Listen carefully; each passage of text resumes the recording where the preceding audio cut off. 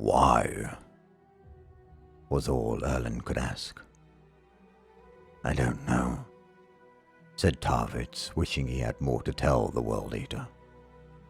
"This wasn't the Istvanians, was it?" asked Erlen. 𝗟𝗏𝗂𝗀 wanted to lie, but he knew that the World Eater would see through him instantly. "No," he said, "it wasn't." "We are betrayed." 𝗟𝗏𝗂𝗀 nodded. "Why?" repeated Erlen. "I have no answers for you, brother. But if they hope to kill us all in one fell swoop, then they have failed." "And the World Eaters will make them pay for that failure," swore Erlen. 𝗟𝗏𝗂𝗀 could see dozens of gunships. Surely the whole of the World Eater's arsenal. The lead Thunderhawk dropped through the ruins, hovering a few meters above the ground with its assault ramp down, and bolter fires sparking around the opening. "This isn't your fight!" he yelled over the gunfire. "Get out of here!" "Emperor's children never run," replied 𝗟𝗏𝗂𝗀, drawing his sword. "They do from this." No Space Marine could have survived the storm of fire that blazed away at the interior of the gunship. But it was no ordinary Space Marine that was born within it. With a roar like a hunting animal, Angron leapt from the gunship and landed with a terrible crash in the midst of the ruined city. He was a monster of legend, huge and terrible. The Primarch's hideous face was twisted in hatred, his huge chain axes battered and stained with decades of bloodshed. As the mighty Primarch landed, World Eaters dropped from other gunships. Thousands of World Eaters loyal to the War Master followed their Primarch into the Coral City, accompanied by the war cries that echoed Angron's own bestial howl as he charged into his former brethren. It had been said that a Space Marine knew no fear. Such a statement was not literally true. A Space Marine could know fear, but he had the training and discipline to deal with it, and not let it affect him in battle.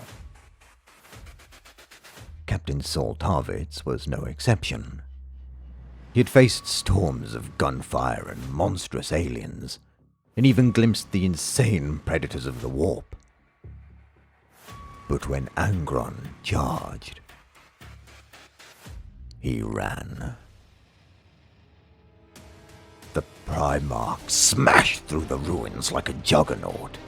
He bellowed insanely, and with one sweep of his chain axe carved two loyal World Eaters in two, bringing his offhand axe down to bite through the torso of a third. His traitor World Eaters dived over the rubble, blasting with pistols or stabbing with chain blades. "Die!" bellowed Captain Erlen as the loyalists countercharged, throwing themselves into the enemy as one.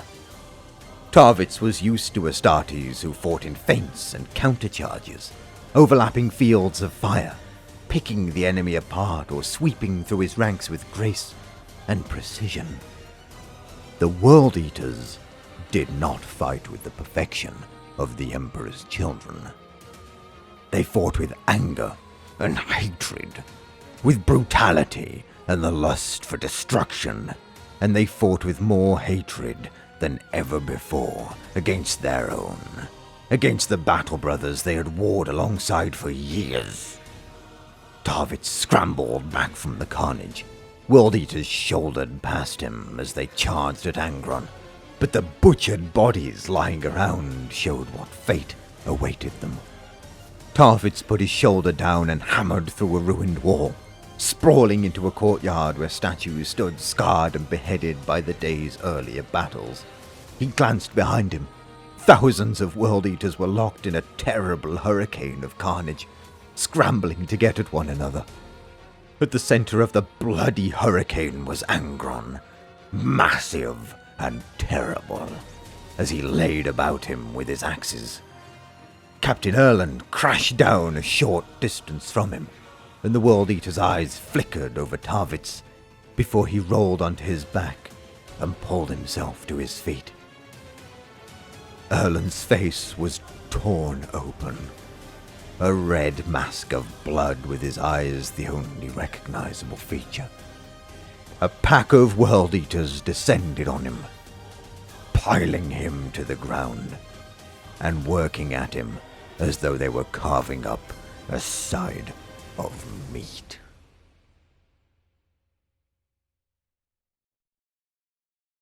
Greetings, one and all. If you enjoyed that, you can support me on my Discord, Patreon, Redbubble, or with a channel membership, or simply like, comment, and subscribe to catch any and all future DQVO videos.